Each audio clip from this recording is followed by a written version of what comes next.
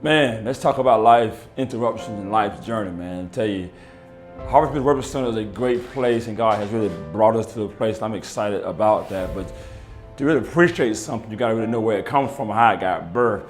You know, birthing anything is hard work, and it takes time and energy. But life have to be interrupted for anything to be birthed. You have to have interruption in life, because sometimes you're just doing what you want to do or feel what you're doing is right. And all of a sudden God just throw you in interruption. And we had several of those at our church. Our church has not always been called Harvest Builder Worship Center. It started being called Harvest Builder Center. Here's why I recall, I remember in 2007, my wife, who you guys know is my love of my life, and besides God himself, she has diabetes. She has type 1 diabetes. If she don't take insulin, she don't live. We had the opportunity in 2007 to have what they call a transplant, which life was interrupted. We just doing our thing, and we got a phone call that she have a transplant. And because of that, it took us thousands of miles away to Minneapolis, Minnesota. My wife had to go in to have a surgery. Matter of fact, she had 3 surgeries while we were there. And we went from 2 weeks to a month of being in Minnesota in the hospital.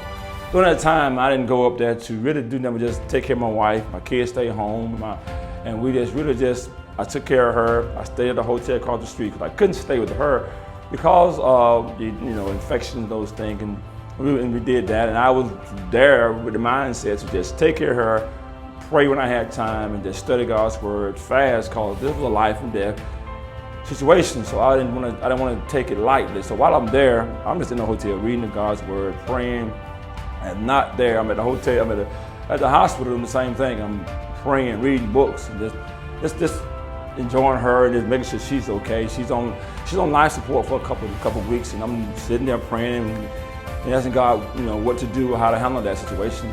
But out of nowhere, life interrupt me again. While I'm up there, life interrupt me, and I hear God say, he need me to start a church. And it done caught me off guard, because I didn't go to Minnesota to start a church. I went to Minnesota to take care of my wife. Now while I'm there, God interrupted me and you need to start a church. I'm like discombobulated, because that's not the plan of being there. But being in that opportunity, I had the opportunity to really hear God and pray, and God got me away. And now I'm not a traditional church guy in a way. I've been preaching for a while. I know in 1996 I started preaching the gospel, but I'm not that traditional guy.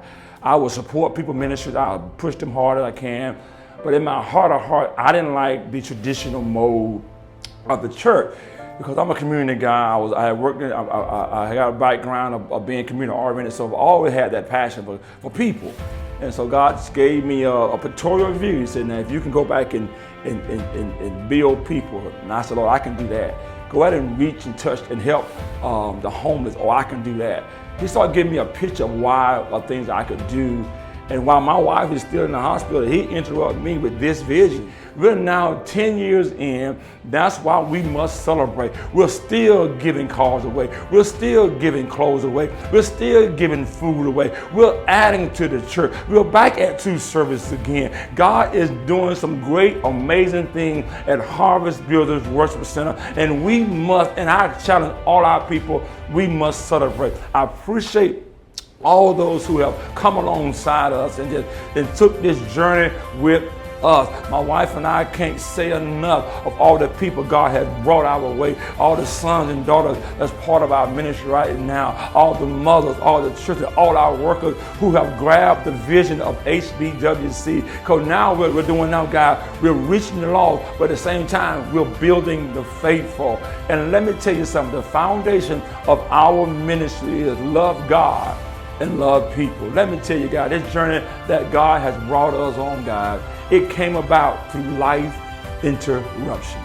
Let me go ahead and tell you right now, don't freak out about the interruption in your life. This journey that we're on at HBWC has been amazing. And listen, eyes haven't seen and ears have not heard what God is going to continue to do at this church and in our ministry. We're 10 years in, guys, and to me it feels like we're rebirthing it again. God has interrupted us again, and I want to challenge you and thank all of you that God has brought our way. Some people have moved on, have left our city, and just whatever part you played from time we started in 2009, in 2019. If you're viewing this video around the world, if you're a part of our church at one time or another, you sowed a seed, gave money, gave time, prayed for us, wherever you at, we want to say thank you so much. We adore you. We appreciate you. In Harvest Building Worship Center, from your pastor, Levi-Official, my family, we say thank you for the journey that we've had together. And I encourage you, I admonish you, let's take this next 10 years together. Let's add to the kingdom. I love you guys, and don't be afraid of life interruption.